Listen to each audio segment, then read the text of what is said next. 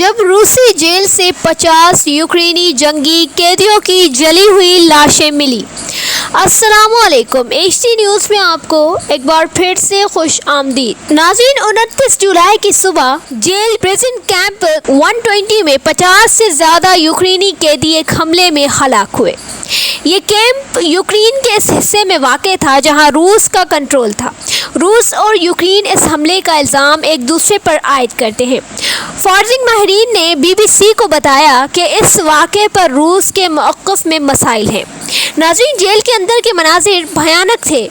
Video میں جلی ہوئی لاشیں دکھائی دیں اور لوہے کے بیڈز کے ساتھ پڑی تھیں۔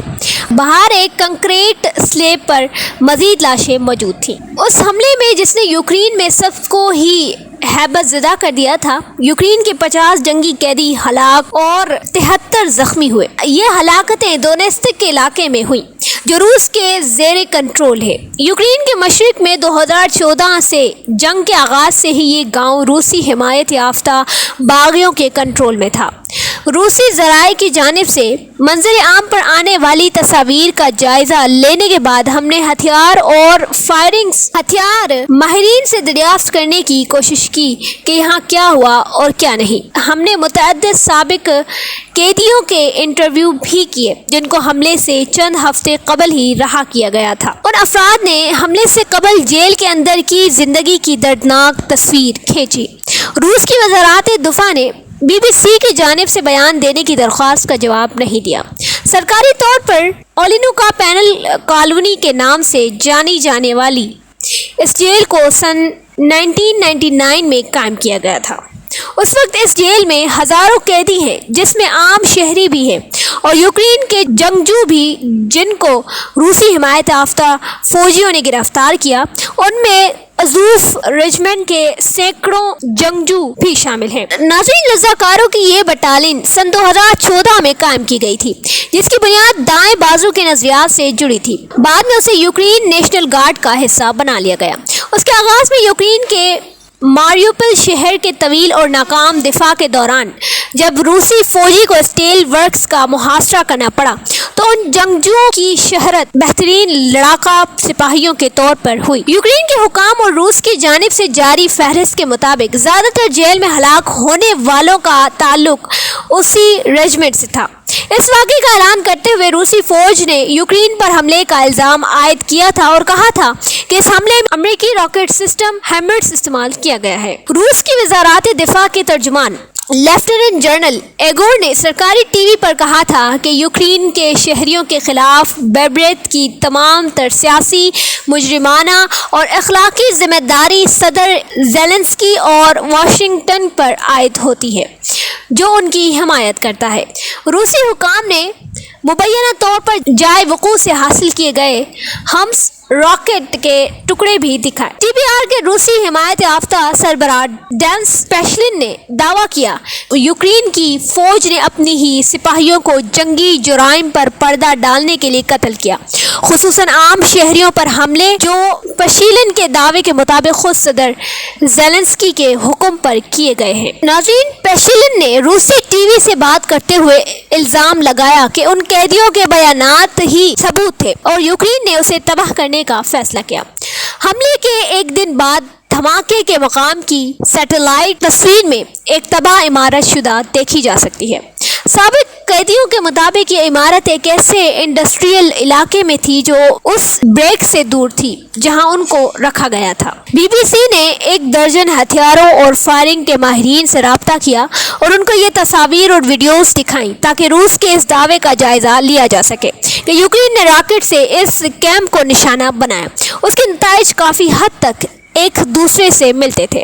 بوب سیڈن برطانوی فوج میں پرنسپل ایمونیشن ٹیکنیکل افسر رہ چکے ہیں۔ وہ کہتے ہیں کہ اس عمارت کو پہنچنے والا نقصان کسی راکٹ سسٹم سے نہیں ہو سکتا۔ ان کے مطابق اس عمارت میں ہونے والی تباہی ایک مخصوص مقام پر تھی جبکہ یہ عمارت بذات خود اپنی جگہ کھڑی رہی۔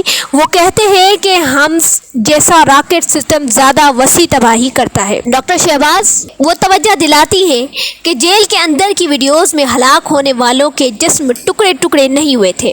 ڈاکٹر صلیحہ احسن کو جنگی علاقوں میں کام کا کافی تجربہ ہے۔ وہ کہتی ہیں ہیں کہ ایسا لگتا ہے جو طریقہ بھی استعمال کیا گیا اس میں آگ استعمال ہوئی، یعنی جلایا گیا۔ برطانیہ کی ڈیفنس اکیڈمی میں دھماکہ خیز اموات کی تکنیک کے ماہر پیٹ کہتے ہیں کہ محدود شواہد کے مطابق غالباً کوئی دھماکہ خیز مواد کسی ایندھن کے ساتھ استعمال ہوا جو عمارت میں رکھا گیا۔ ایسے کسی بھی طریقوں کو کیوں استعمال کیا گیا؟ بی بی سی کو ایک ایسا ثبوت بھی موصول ہوا جس کی آزادانہ طور پر تصدیق نہیں ہو سکتی۔ یہ ایک فون کال ہے جس کو مبینہ طور پر یوکرین کی خفیہ ایجنسی نے ریکارڈ کر لیا۔ اس ریکارڈنگ کو یوکرین نے اس وقت جاری کیا جب روس نے الزام لگایا کہ اس حملے کے پیچھے اس کا ہاتھ ہے۔ اس کال پہ سنا جا سکتا ہے کہ دو نامعلوم افراد بات چیت کر رہے ہیں۔ اس مخصوص رجمنٹ کے 200 رضاکاروں کو بیرک سے ایک الگ تھلگ ویئر ہاؤس میں حملے سے 2 دن قبل منتقل کیا گیا تھا۔ ان میں سے ایک شخص کہتا ہے کہ روسی گریڈ میزائل ہوا میں فائر کیے گئے تاکہ ویئر ہاؤس میں دھماکے کی آواز زیادہ دور نہ پھیلے اور دھماکہ خیز مواد پہلے سے ہی لگا دیا گیا تھا۔ بی بی سی کی جانب سے مزید تفصیلات کی درخواست پر یوکرینی حکام نے جواب دینے سے معذرت کر لی۔ اس مقام تک رسائی کے بغیر حتمی طور پر یہ کہنا ناممکن ہے کہ اس جیل میں کیا ہوا تھا، لیکن عمارت کے باہر کی تصاویر کو دیکھتے ہوئے یہ واضح ہوتا ہے کہ قیدیوں کو ابتر حالات میں رکھا گیا تھا۔ میکینزی انٹیلیجنس سروس کے ماہرین کہتے ہیں کہ عمارت کے باہر موجود چند لاشوں کو دیکھ کر لگتا ہے کہ ان کی موت آگ لگنے سے پہلے ہو چکی تھی۔ ان کا کہنا ہے کہ افراد کے جسم لاغر تھے۔ اس سے ظاہر ہوتا ہے کہ جیل میں قیدیوں کا کس قدر کم خیال رکھا جاتا تھا۔ سیٹلائٹ کمپنی SOAR کے تجزیہ کار دھماکے سے قبل کے ایک اور ثبوت کی جانب بھی اشارہ کرتے ہیں۔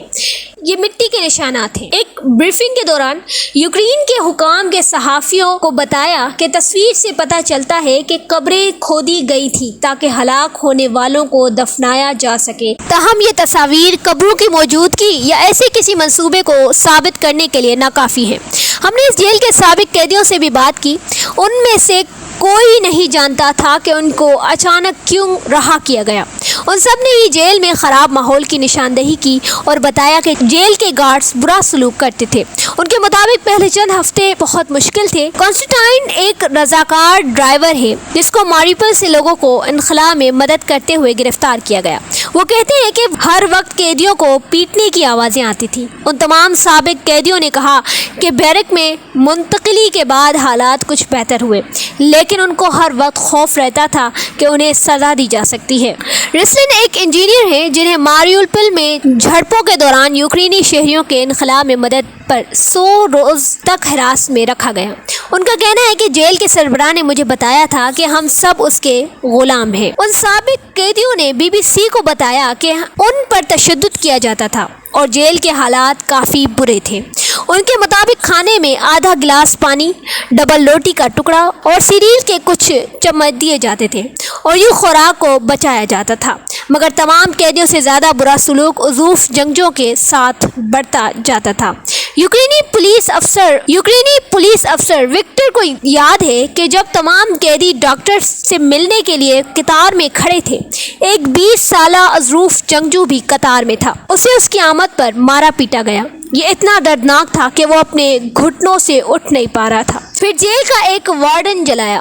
دیکھو وہ نیا گوشت لائے ہیں۔ انہوں نے اس کے ہاتھوں سے گٹر صاف کروایا۔ وکٹر بتاتے ہیں کہ ایک ماہ بعد سینکڑوں عضوف جنگجوؤں کو قید خانے لایا گیا۔ انہوں نے 16 سے 17 مئی کے دوران روسی افواج سے لڑائی کے بعد ہتھیار ڈال دیے تھے اور انہیں براہ راست پریزن 120 منتقل کیا گیا تھا۔ وکٹر کے مطابق ان کی آمد پر انہیں الگ بیرک میں رکھا گیا جہاں وہ باقی قیدیوں سے دور تھے۔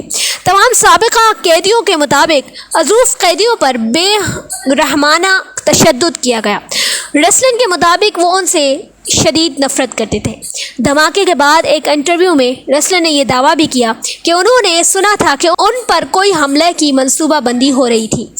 میں نے بار بار روسی فوج کو اور DPR گارڈنز کو یہ کہتے ہوئے سنا اگر وہ تمام اظروف قیدیوں کو ایک بیرک میں رکھ کر ان پر راکٹ برسائیں۔ اس گروہ کی آمد کے کچھ دن بعد 18 مئی کو انٹرنیشنل کمپنی آف ٹی ریٹ پر اس ICRC نے بتایا کہ انہیں جنگی قیدیوں کی ضروریات دیکھنے کے لیے بلایا گیا تھا، مگر کسی بھی قیدی سے انفرادی طور پر بات کرنے کی اجازت نہیں دی گئی۔ ایک ماہ بعد بھی ہلاک شدگان کے لواحقین کو اپنے پیاروں کی لاشوں یا قید خانے تک رسائی نہیں دی گئی ہے۔ ان کا کہنا تھا کہ وہ روس کی جانب سے دی گئی ناموں کی فہرست پر یقین نہیں کرتے۔ یوکرین نے اقوام متحدہ سے مطالبہ کیا کہ تحقیقات کے لیے اس تک رسائی ملنی چاہیے۔ صدر زیلنسکی نے اسے جان بوجھ کر جنگی جرائم میں ملوث ہونا قرار دیا ہے، جبکہ ریڈکر اس دھماکے میں زخمی ہونے والوں کو فوری طور پر طبی امداد دینے کی کوشش میں ہے۔ اس نے ایک بیان میں کہا کہ زخمیوں کو زندگی بچانے والی طبی امداد دینا ہماری ترجیح ہے، اور یہ بھی کہ مرنے والوں کی لاشیں ایک باعزت طریقے سے ان کے لواحقین کے حوالے کی جائیں۔ اب تک کے لیے اتنا ہی۔ مزید نیو اپڈیٹ سننے کے لیے ہمارے چینل HT نیوز کو سبسکرائب کر کے ہمارے ساتھ رہیں۔ اللہ حافظ۔